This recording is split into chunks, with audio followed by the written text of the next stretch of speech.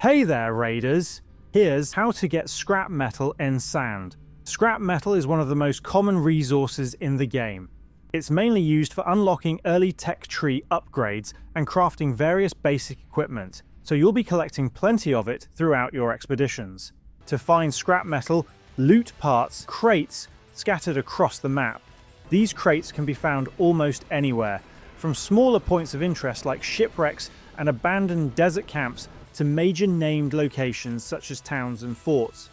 Parts crates are the brown containers marked with a white cogwheel on them, making them fairly easy to identify. They also have a distinctive square shape, so they tend to stand out among other loot containers. Scrap metal is a common drop from these crates, and you'll continue finding it in their rarer variants as well.